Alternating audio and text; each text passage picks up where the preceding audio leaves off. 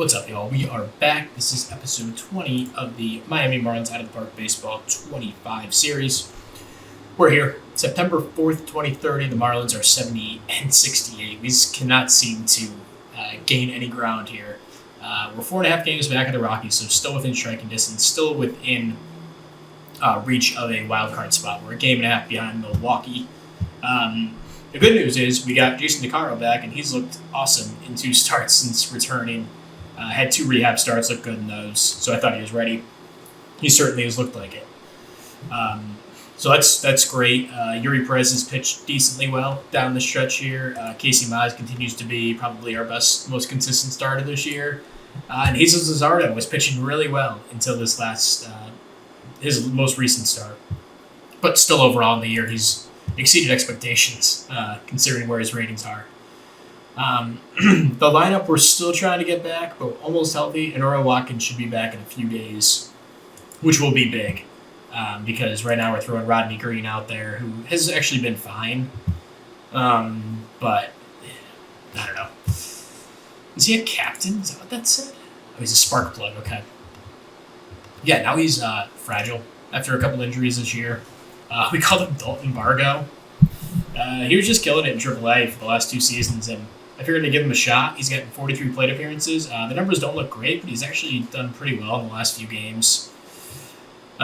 He's splitting time with Jacob Berry, who's finally starting to turn things around. At least he was. Not so much in the last couple games, but he did have a 2-homer game here. And then Sebastian Norman's been up with the team. He hasn't done too much yet.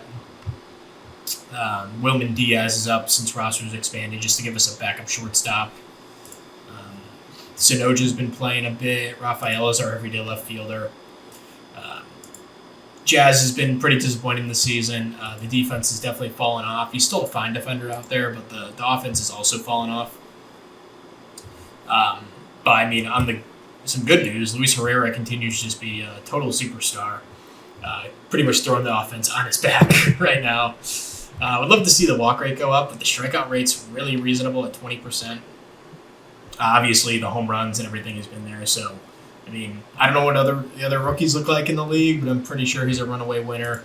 Got him under this affordable deal. Let's hope he can continue to develop the player we think he can be. And then Royce Lewis, what a bounce back year he's had. He was good last year, but he wasn't great. Still not a good second baseman at all, but I think I'm going to sign him to an extension. So he wants 4 years, 36. Pretty steep on paper. But when you look at where we are salary-wise, we have Jazz and Yuri on pretty affordable deals. What's his name? Luis Herrera's contract doesn't really increase until, it's a very reasonable number every year or so. The long-term commitments aren't crazy at the moment. And, we're going to be losing Carson Williams this offseason, who wants, just a massive deal. Which I'm not opposed to doing, but the offense has definitely fallen off. He's injury-prone. He's missed a few games this year. I do love Carson Williams, though, so, I don't know. Is it worth it to sign him to this long deal but then you're locking in Herrera to third base kind of, which I think he definitely, he's going to play an amazing third base, but I think he can play a great shortstop too. I don't just want to, lock Herrera into third long term. I'd like to, keep that open. So that's why I'm kind of leaning toward Lewis on the shorter term deal. It's only I tried to lower him on this, but it's going to be 4 years through his age 34 season. Player option the last year. This is a little rich, but he's been a good player throughout his career. There's no real reason to think he'd fall off at age 34. Yeah, even the BABIP low this year, below 300, he's still been a great player. My only concern is if his defense falls off, but there is really nothing you can do about that. We have no long-term commitment, so I think it makes a lot of sense. So 4 years. Let's see if we can get him down to 32.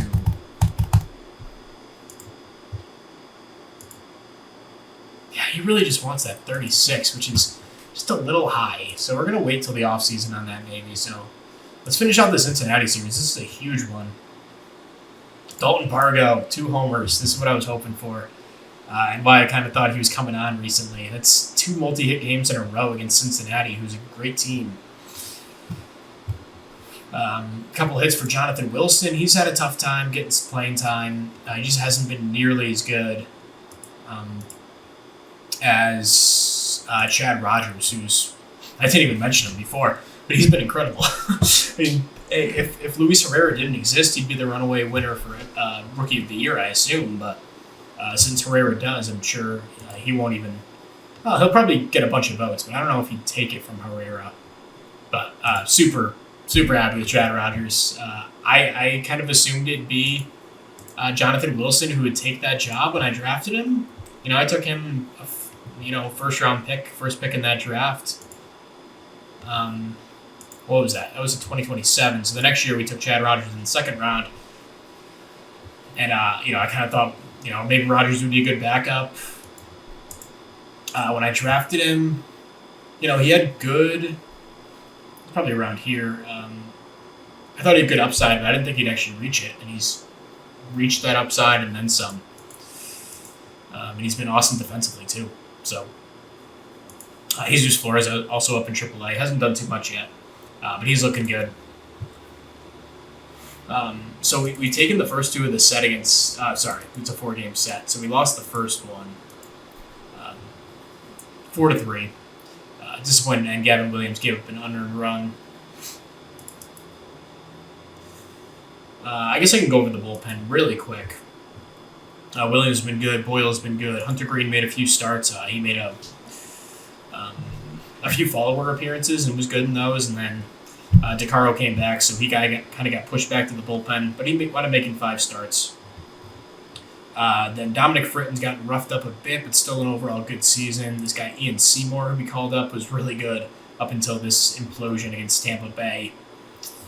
Jose Butto has been solid. Maldonado has been a bit disappointing. The strikeouts are miserably low at the moment, but hopefully he can come through at the end of the season for us. And then Mercedes has been overall solid after a rough stretch in the middle of the season.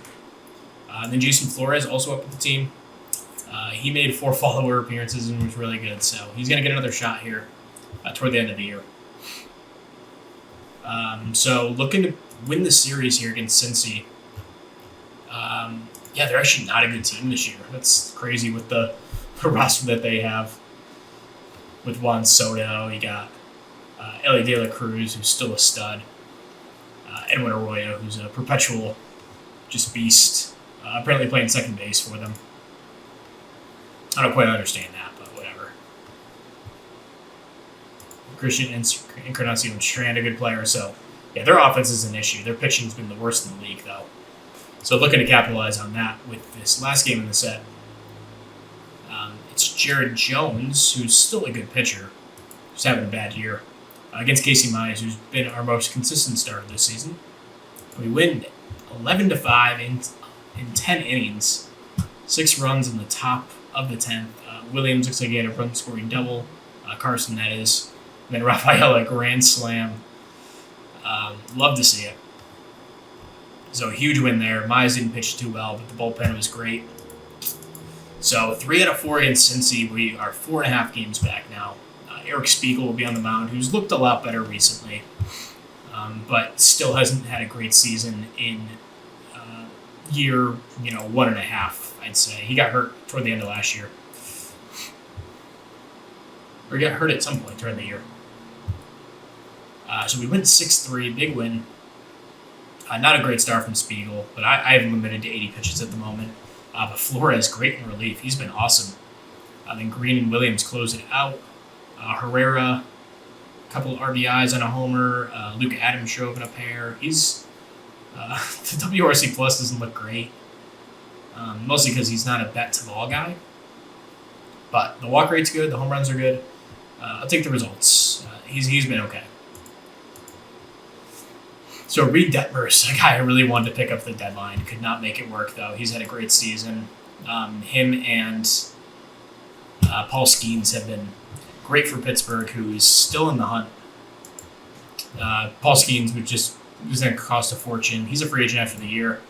Maybe we look at picking up him. I don't know. We'll see. But Detmers against Perez, a couple of excellent starters. We lose 3-2. Eduardo Watkins is back. So he missed quite a bit of time. So I'm going to send him on a rehab. We're not in a huge rush to get him back.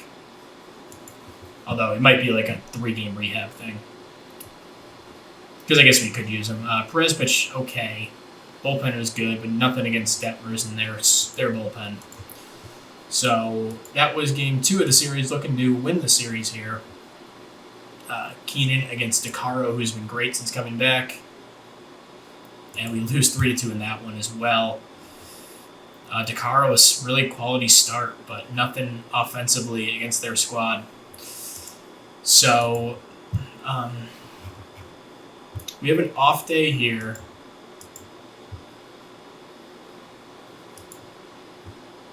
Yeah, so this is funny.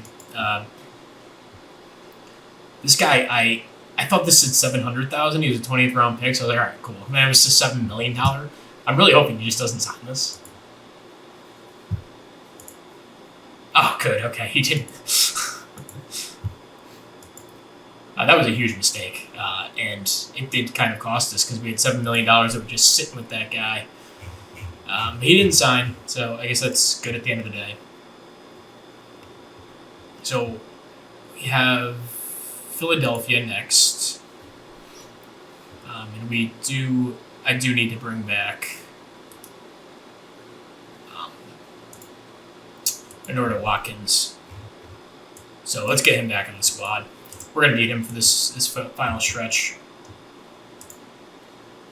Rodney Green just hasn't justified playing time yet.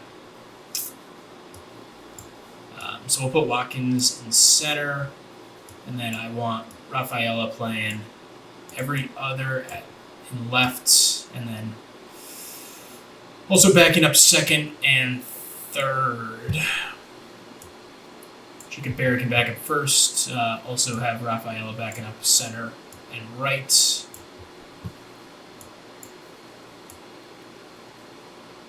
And Watkins is kind of balling out when he was leading off, so move him back into that spot.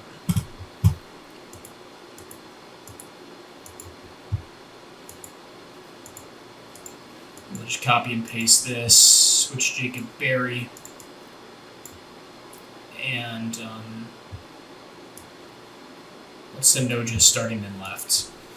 Okay, very good. So, series against Philly, who the heck are they? Are they leading their division? They haven't been a good team in years. Okay, 81-61. So Jackson Holliday's been a big pickup for him. Bryce Harper on the bench. It's disappointing. He's got to be approaching the end of that contract. But there you go. Jackson Holliday having a sensational season. MJ Melendez has been great. So, going to be a tough team. And Andrew Painter will be on the mound in game 1 against Jesus Luzardo. Sorry, he'll be on the mound in game 2 against Casey Mize. It'll be Luzardo and Richard Fitz, who's had an okay season. Really need Luzardo here, and we lose 12-2. Luzardo gets roughed up. Dominic Fritton has a bad outing.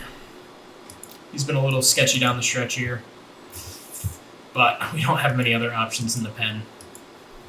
So we'll just forget that one. Mize against Painter in game 2. We lose 6-2. Carson Williams is hurt. And this is why I'm hesitant to give him any contract. And so game 3, looking to avoid the sweep. We're 5 games back of Colorado, 73-72. Eric Spiegel on the mound. We win 6-5 and 10. A walk-off walk by Eduardo Watkins. So that's huge. Jonathan Wilson has a 3-hit game. Like to see that. Rafaela drives in a few. Herrera drives in a pair. Spiegel, not a great start again. The rest of the bullpen does a good job. So now we play New York in the Mets. Mitch Keller, Nolan McLean, and Jonah Tong in their games. We'll have Perez, DeCaro, and Luzardo.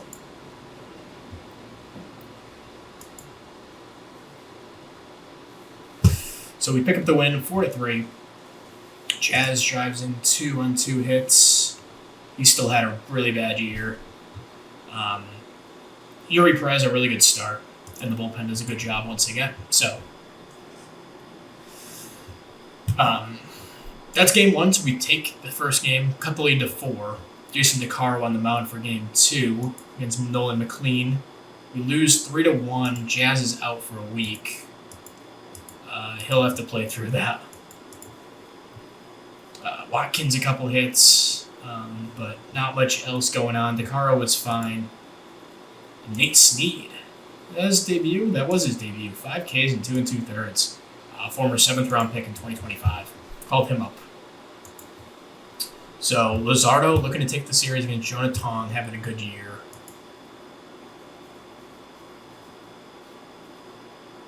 And we lose 4-3 in 11. Really unfortunate game there. Luzardo pitched well too, but a couple of unearned runs. Not able to get the ghost runners in. We're 75 and 74, 4 games back of Colorado. We have 13 to play. So Casey Mize on the mound against San Diego, who are not a good team. So hopefully we can take care of business, at least take 2 out of 3, hopefully sweep. That's about as bad as it gets for game 1. Oh my God, Jason Flores, 7 runs in a third of an inning. I mean, how long do you keep him in there? Are you just throwing the game at that point? I guess. But yeah, that's about as bad as it gets. I'm not even going to look at the rest of that. Game 2, Eric Spiegel looking to, put in a good start here. We lose 6-1, and this is just not looking good. 75 and 76, 5 games back. We haven't lost too much ground. The offense really struggling. The starters not great. So game 3, looking to salvage a game in this set. Yuri Perez, the guy who won on the mound against Robbie Snelling. We do pick up the win, 5-1. Jacob Berry drives in a pair. He's got 23 home runs low-key this year, but not a good season overall. Yuri Perez, really good start. 8 innings, 1 run. So now we go to St. Louis. They're the worst team in the division, already eliminated. 5 games back at Colorado. Really need a sweep here. Really, really need a sweep. So, game 1, Jason DeCaro on the mound. We lose 4-3 in 11. 2 runs in the bottom of the 11th off Gavin Williams, who's been really, really good this year. But unfortunately, a good start by DeCaro and a great relief performance by Green are wasted. So St. Louis takes game 1. Ryan Pepio against Jesus Luzardo in game 2. We lose 6-2. And the wheels have really come off for us here. Not looking good. We're down 6 games in the division now. 3 games in the wild card. And, Casey Mize here on the mound, who's had a couple rough starts in a row. We win 2-1, just barely. Just holding on at the end. So you got a little sketchy. Mize, a really, really good start, though. And Gavin Williams almost blew it at the end. But we hold on, and now we play Colorado. We control our own destiny here. We have Spiegel, Perez, and DeCaro on the mound for this series. And, let's do it. Brent Herter, Joey Estes, and Cardenas on the mound for them. Jesus Cardenas. Oh, I think they got the deadline. Yeah, he was a guy I saw on the trade block. He's been really bad for Colorado, though. So, game 1, Eric Spiegel on the mound. We win 11-7.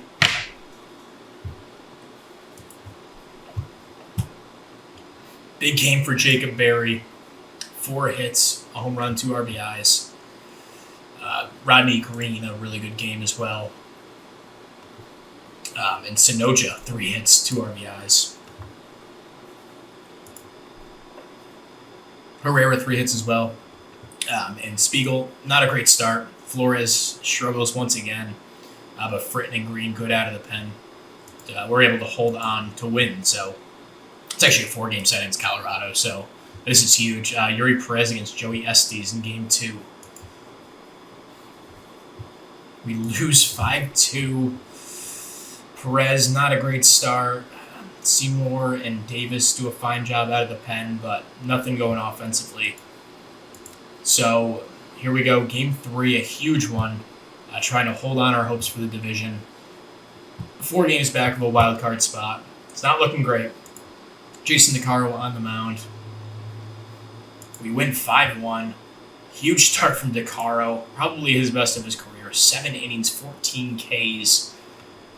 And he's come back and been a different pitcher than he even was last year. And to start the season, he's been awesome. Joe Boyle, who's been excellent this season. I mean, for a minor league free agent signing last year, pitched well in AAA last year. And he's been awesome as our setup guy this year. And Gavin Williams closes it out. Jazz, 2 hits, 3 RBIs. Trying to end his disappointing season on a high note. Royce Lewis has a couple hits as well. So, all right, we're looking to take 3 out of 4 here against Colorado. This is a huge game. Jesus Luzardo, he's pitched in a ton of big games in the past. Didn't do well his last time out. It's really it's a toss-up every time he's out there, but he's against Aaron Ashby, former Miami Marlin. And a huge start. He always seems to come through in these. 6 innings, 4 Ks. And puts a huge smile on my face. Because I'd love to see him do well. Huge start. Nerdo Watkins drives in a pair. He's been awesome since coming back from injury. I should say everyone's... okay, there we go. And then Diaz has a couple hits in this one. He's played a ton for some reason. I guess Carson Williams has been out, but Jacob Berry, another big game. He's low-key been really good recently, it seems. Okay, so we take 3 out of 4 against Colorado. Hold on. But I don't think it's going to be enough. We need to win out, and hopefully Colorado loses out. Really needed a sweep there. That's why the games early in the season matter too. So we'll have Mize, Spiegel, and Perez here to cap off the season. We're 2 games back of a wild card spot, so that's still realistic. You got to win out, though, essentially. So against San Antonio, kind of how we finished last year. We wound up these games didn't matter last year, but this year they definitely do. So game 1, Casey Mize on the mound. We got to win out. Lose 8-10. My goodness. Ian Seymour, Jose Butto. Maldonado gives up a run. So we're still alive. We're 2 games back. Got to win out. Luis Castillo, who's been really bad this season. David Peterson, who's also not been good. We have Eric Spiegel here in the most important start of his career. And a 5-1 victory. Spiegel was fantastic. And Flores and Williams do a good enough job out of the pen to hold on for the win. Jazz has a couple hits, a couple RBIs. Jonathan Wilson kind of turned it on toward the end, it seems. So, where are we right now? We got to win and hope Nationals, Pittsburgh, and Milwaukee all lose. I don't even know if that's possible. These guys might be playing each other. They're playing Cincinnati. Pittsburgh is playing Chicago. Okay, so it's possible they all lose. But this is likely looking like we're going to miss the playoffs. But we'll see. Yuri Perez on the mound in the last game of the year for our season.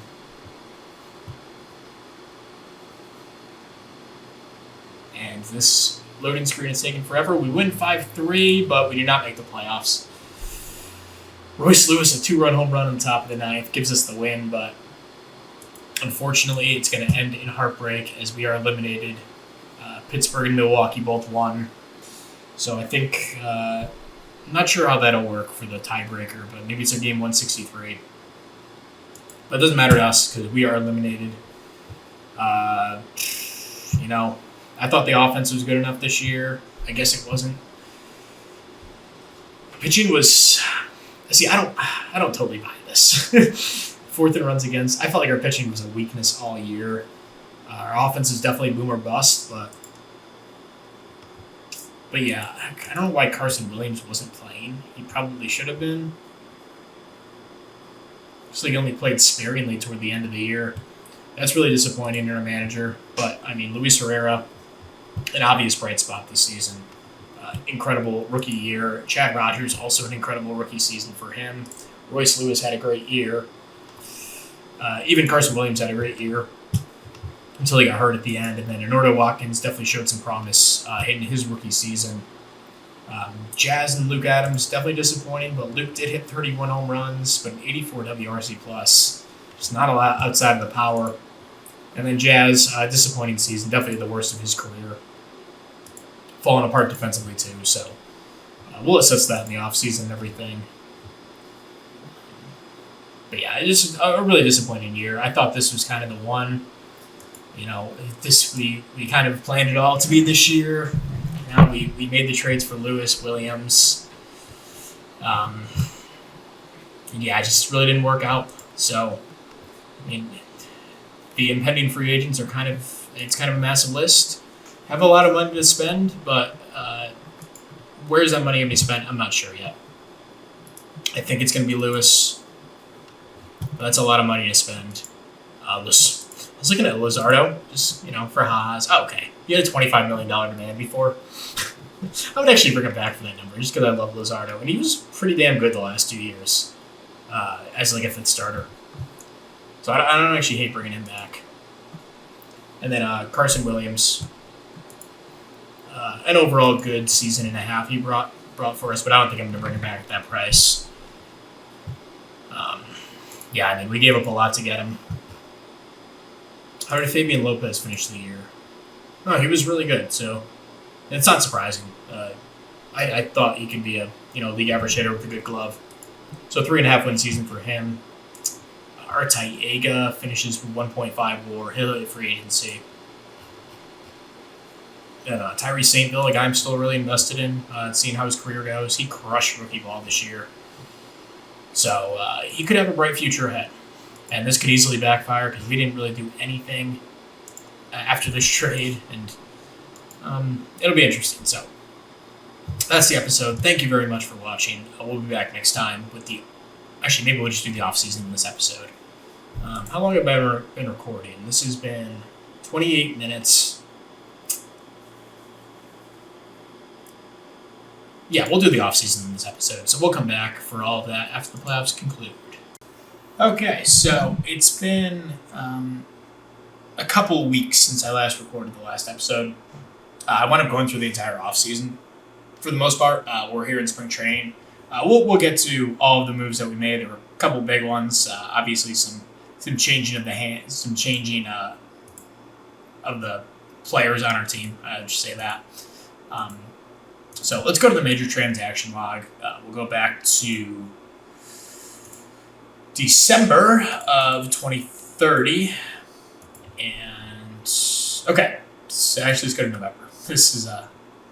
There's one big one that I want to announce. So I went through and offered everyone arbitration. I think we actually wound up bringing back everyone except Christian Pache, Logan Webb. Well, these guys were all actual free agents. Christian Pache was he played a couple games for us. He was really good. He's actually still available, which is interesting.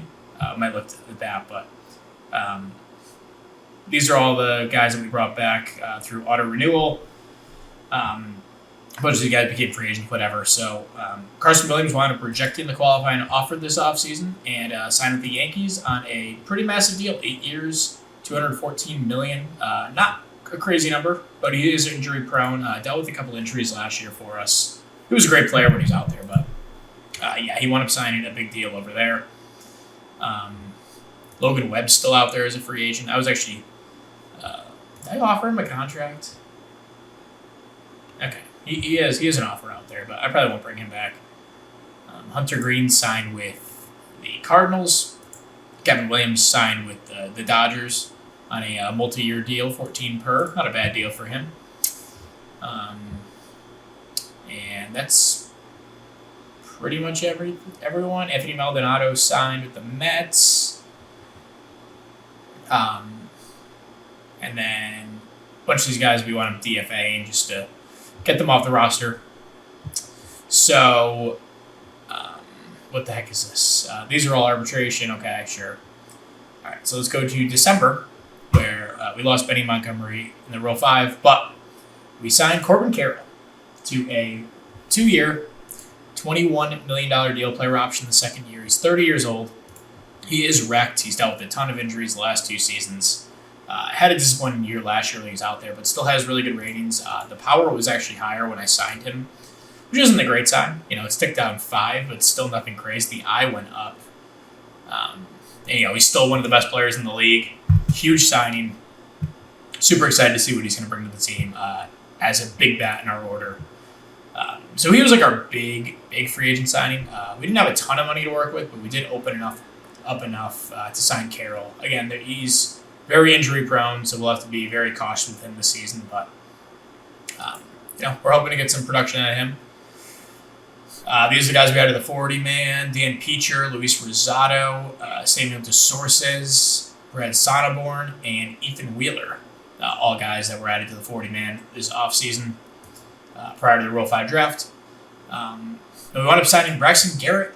Brought him back on a 1-year, $6 million deal. We're coming off a decent year.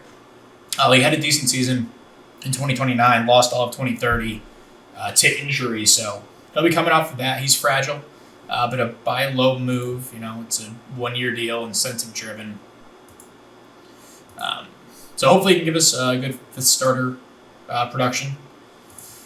Let's see, these are all guys I had to spring training. And that was pretty much it. We did re-sign. Oh shoot, I went back in years. Okay, I'll just show you. So we wound up re-signing Jesus Luzardo to a 1-year, $4 million deal. 2 years, $8 million, $400,000 buyout. I doubt he'll pick up the next year. He looked more like this when I signed him. His stuff has dropped off again, but he's coming off a surprisingly good back-to-back seasons for us. So I'm not sure if he'll start out of the pen or be a starter for us, but I wanted to bring him back. He's been a long time Marlins, and he's been incredibly reliable. Although he's never really been the star that he was when we signed him in 2025. Really hasn't reached those heights again. 2026 was solid, but besides that, he's been a league average starter. But the last 2 years have been good. So I brought back Luzardo kind of just as like a tip of the cap. Thanks for your service. I'd like to keep you around. So we'll see if he makes the rotation. He's kind of on the outside looking in at the moment. We pretty much brought back the entire rotation. Perez, DeCaro, Mize, and did someone get hurt? No. Then Garrett and Luzardo. So those are our 5. I thought there was one more guy. Oh yeah, Eric Spiegel, who's coming off a mildly disappointing season last year. We also signed some guys as depth, like Kyle Harrison. Signed him to a minor league deal. Like him as a reliever. Cutter Crawford. I like him a little bit. Ethan Wheeler, guy we added to the 40-man. He could fight for a rotation spot. Probably not at a spring training, but did pitch really well in AAA and AA last year. So maybe a bullpen guy. And then what else did we do?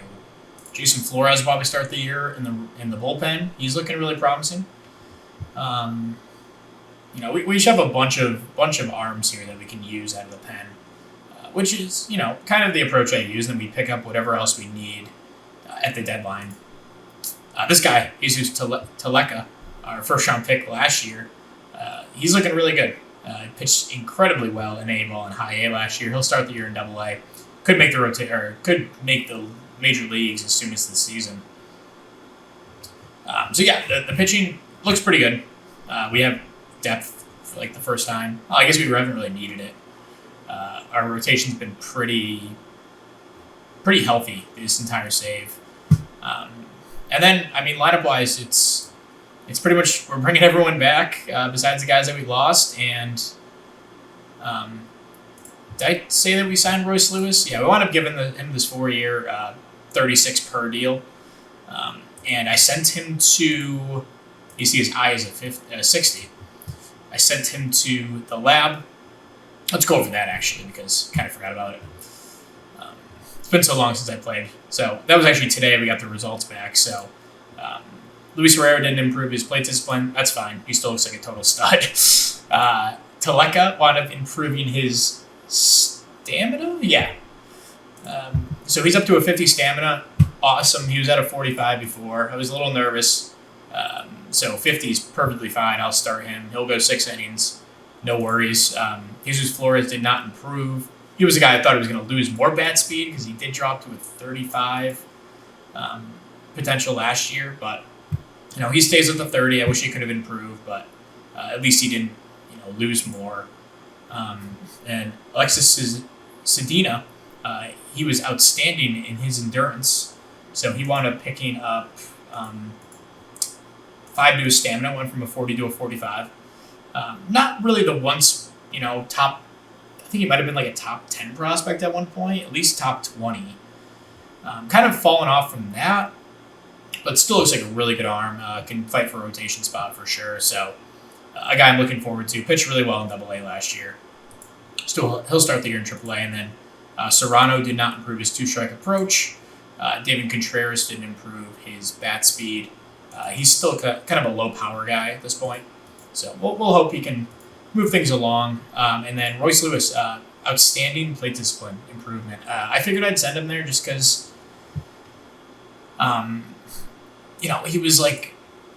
he was a good player, and we just signed him to a 4-year deal. So I want to maximize his time on this team. So his eye went up from a 50, I believe, to a 50 to a 60, and everything's jumped way up since that. So super excited for Royce.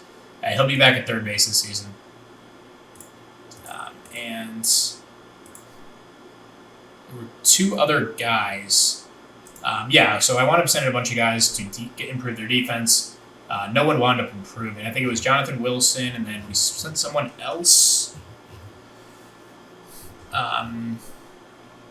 We sent Jazz to improve his outfield defense, just because it's fallen off a little bit. And then I think we have actually someone in the lab currently. Is that correct? Yes, Sebastian Norman trying to improve his defense at third base. He's not really much of a defender, but has some upside with the bat. Didn't play well for us down the stretch, but right now he's frustrated. 3 to 4 weeks left on that. So, invited to spring training. I guess the guys that are getting some big playing time. We have Jesus Flores working out at second base. He's got some pretty good defensive ratings. Could be a super utility guy for us. Super excited for him. We have Luis Garza, former 6th round pick a couple years back. He's getting a bulk of the work at third base. Brad Sonneborn, a guy I'm excited for, as like a backup infielder type.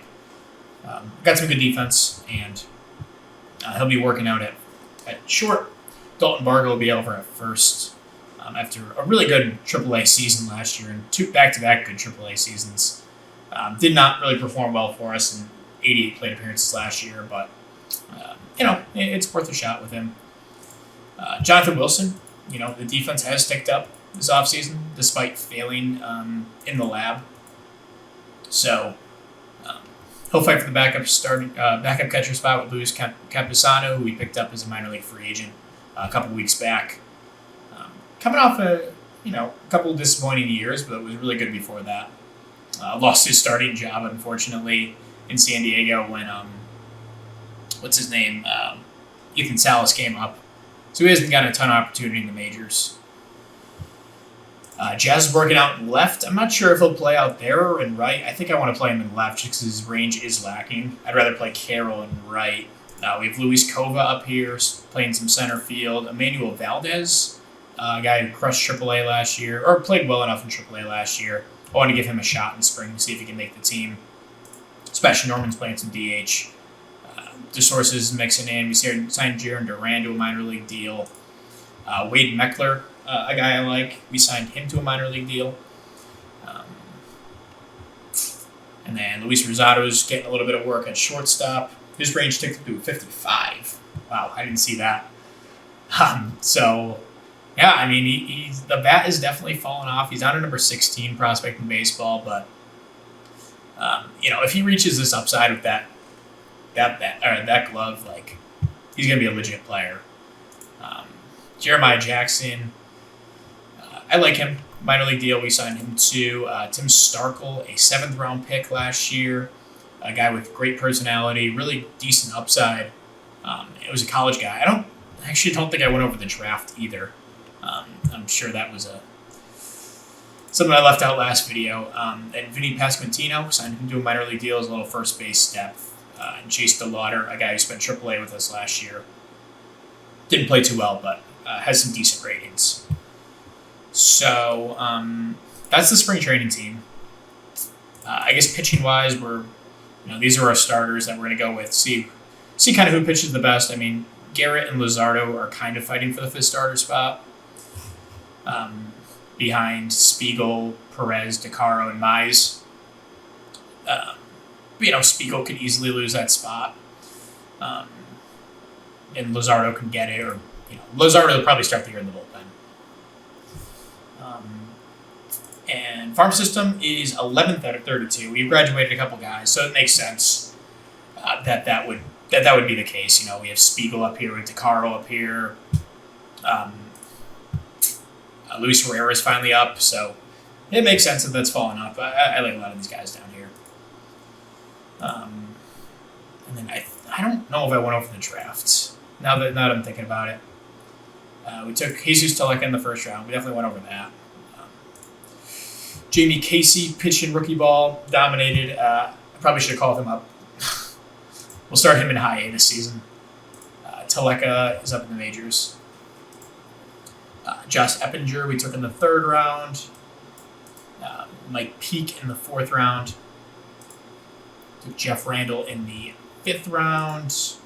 Jonathan Ryan in the 6th, the catcher, with good upside at the bat.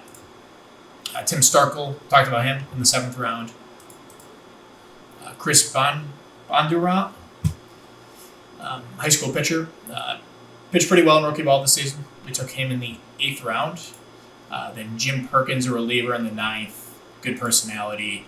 Edgar Vargas, a reliever, I guess, in our league, God, I can't talk right now. In our organization, but probably a starter long term, although he's a side armor. We'll see.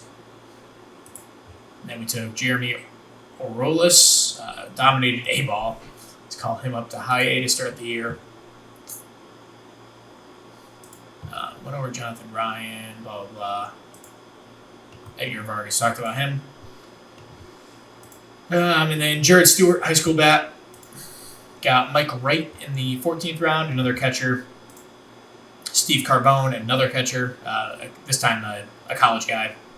Did not play well in A-ball. I pushed him right up there.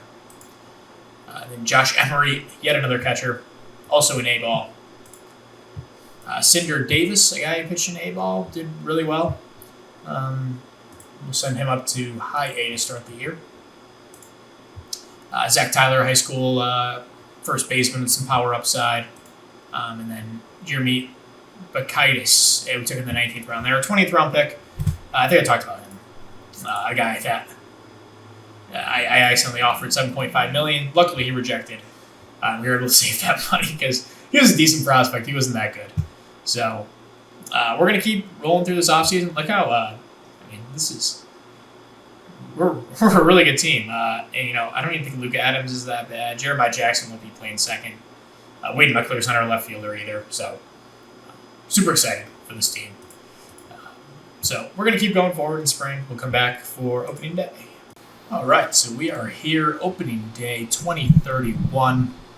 Opening day rosters are set. So The rotation will be Perez, DeCaro, Mize, Spiegel, and Garrett, kind of what we expected. Luzardo will work out of the pen to start the year. Didn't have a great spring or anything, but it wasn't horrible either, so he'll be on the team for now. Bullpen will be Mercedes, our closer, coming off a couple of good seasons back-to-back. Joe Boyle will be a high-leverage guy, setup man this year. Dealt with some injuries during spring, but was excellent last year. Kyle Harrison had a really good spring. He worked as a starter mostly, but he'll start the year as our seventh-inning man. Caleb Wallace, a guy out of options that I still like. Great fastball, really good slider. And, he could get DFA'd at any point, but he'll get a real opportunity after pitching a total of 7 innings in the majors in 3 games. So, got to give him a legit shot here. Dominic Fritton coming off, a disappointing season last year, but he's had 2 solid years in a row. Jason Flores, former second-round pick back in 2024, 25 years old. Pitched 26 innings for us last year, and, mixed results, but I have high hopes for him this season. And Ian Seymour, a guy who pitched 17 innings for us last year. He was okay, but pitched really well in AAA, so we're going to give him a shot. He does have a couple option years if we need to use him. Then Luzardo will be our long man. Lineup. This is the best lineup we've had by a country mile. There's really no holes in this lineup. Bernardo Watkins will be our leadoff guy. Wasn't great last year for us, but definitely finished strong. A 112 WRC plus, 1.9 WAR in 270 plate appearances, 61 games. Excellent defensive center fielder, great range, great eye. Pretty much your prototypical leadoff hitter. Super excited for him. Former ninth overall pick. His eye potential is actually at 85, so maxes that out. Royce Lewis will be your 2-hitter, playing from third base. Signed him to a big extension this offseason. And Luis Herrera will be our 3-hitter. He was amazing for us last season and hit 30 home runs in 128 games. We're looking for big things for him. We signed him to a mega contract, although not really expensive at all when you look at it. A 12-year deal that kicks in this season, so hoping for big things. Corbin Carroll will be our cleanup hitter. I didn't really know where to play him or where to hit him in the lineup.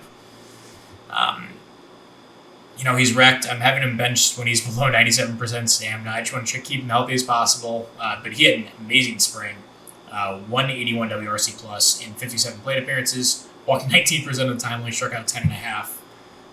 So he'll hit behind all these guys. Super excited for what he's going to bring. Chad Rogers, up to 75 potential and overall.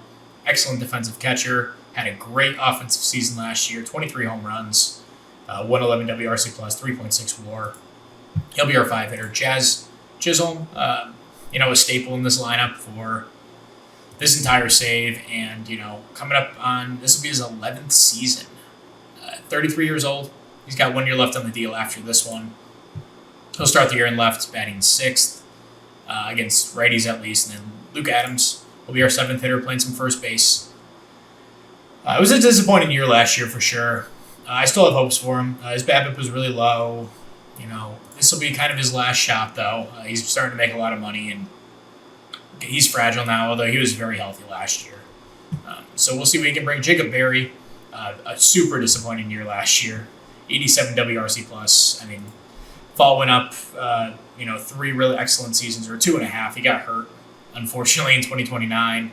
But just was not the same player last year. The BABIP was really low, so we're hoping there's a bounce back there. But he's 29 now. He'll come into the year batting 8th. Could definitely move up at some point. And then Zidane Rafaela will be our second baseman this year. Batting 9th. I don't know if I mentioned I signed him to an extension. 3 years, $24 million team option the last year. Super affordable for a guy who's kind of essential for what we like to do. And he's not a bad player either. He's coming off of back-to-back really good seasons. And I guess last year wasn't that good, but he's been a consistent cog ever since we got him in the Sandy Alcantara trade. Junior Marino, what's he doing? He's in Tampa now. And Seiya Suzuki, free agent. We also got Jaron Durrett in that trade, so that one worked out pretty well. all things considered. And then our bench is going to be Jonathan Wilson, coming off a rough spring, rough season overall as our backup catcher. Got demoted to AAA, but played really well there. Still has good defense. Still has a lot of pop. Really a prototypical backup catcher.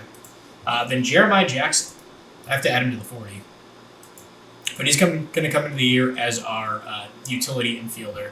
Not going to play a ton, but is going to back up at second every fifth game against lefties, and then the rest of the infield spots. He has good enough defense to do it.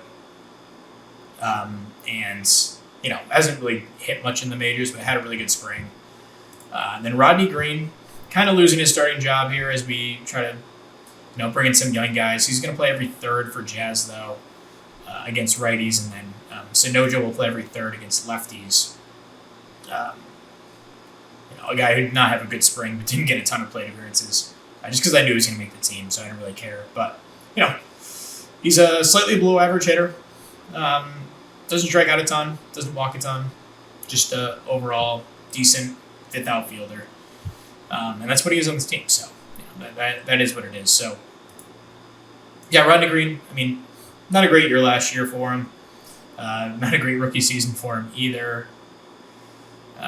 So, he's got to prove something here, that he can, not strike out 38% of the time, which is what he's done in back-to-back seasons for us. So, yeah, we'll see how he does. But, still plays good defense. So, that's that. We will head to opening day. I guess we can go over the farm system now that the new rankings have dropped. We're down to 13th out of 32. Luis Rosado down at number 26, but did have a really good spring. Batted 300, 808 OPS. Insignificant playing time, too. So he'll start the year in Double-A, a 675 range. He's a captain. Really, really hope he works out and he can make it to the majors. Jesus Flores will start the year in Triple-A. Already gotten 3 games, has crushed it. He's on the fast track for the majors at this point. I don't know where I'm going to play him when he gets here, but we'll figure that out. David Contreras is number 62. Alex Sedina down to number 94. But he'll start the year in AAA. And then Jesus Telecha, he will start the year in Double-A, number 96. Then no one else in the top 200, which is surprising. Cavazos, who was a second-round pick 2 years ago. Let's see. I think I'll start him in A-ball. I haven't done any of that stuff yet. He's played 2 years in rookie ball, so let's call him to A. He's only 19, but worth a shot. Sean Witherspoon is also higher up in our prospect rankings. Former first-round pick, supplemental in 2028. Was decent in AAA, in A-ball last year. I got to stop talking so fast. Ken Della, he's down in rookie ball, probably ready for A, though, after 2 years in rookie ball. Former 6th-round pick. Jamie Casey was a 2nd-round pick last year. Really high floor. He will be in A-ball to start. Jesus Serrano, an international signing in 2028. We gave him $700,000, so not a huge investment in him. He's going to need another year in rookie ball because that avoid case is ugly. Ugly. Brad Sonneborn is actually one of the last cuts I made just because we needed a backup infielder, but I'm going to start him in AAA and get him some more at-bats down there. He didn't play really well in AAA last year, so that's kind of why I'm doing it. Jonathan Ryan, he was a 6th-round pick last season. Vince Crafts was a 5th-round pick in 2027. He's up in Double-A. Wasn't particularly good there last year, so he'll repeat that level of start. Ethan Wheeler had a really good spring. You take out this one game, he was excellent. And was really good in his first AAA start, too. So, a guy I'm definitely looking at if we need some bullpen help, or a starter, even. Devon Coverson, former 4th-round pick. He is in our top 20 prospects here in A-ball right now. He'll repeat that level of start, but could be up in high A very quickly. Benny Cavanaugh, we got him in a trade with New York. This was the Hayden Birdsong trade, which didn't really work out too well for us. He pitched well in New York, but I guess they signed him to an extension, really affordable deal. Good for them. It just didn't really work out for us, but had a good year with New York. We got him in that trade, and Jesus Mendoza, who will start the year in A-ball. And let's see, Josh Eppinger, huge upside, just a terribly low floor though, especially with the avoid Ks. But a 3rd-round pick last year. Didn't do too bad as an 18-year-old last year in rookie ball. And Brexton Hoskins, kind of the big fastball, still needs a little bit of development. He was okay in high A last year, but he'll start the year in Double A. And I missed Ted Hart, who's still one of my favorite guys that I've drafted, and I really hope he works out. Supplemental pick in 2028. Played all right in A-ball. He'll start the year in high A. And I think that's it. Jeff Randall, still a rookie ball pitcher. So that's the farm system. I'm going to update on that. So let's head to opening day here, where we will face Arizona. Who made the roster? Was Kyle Harrison.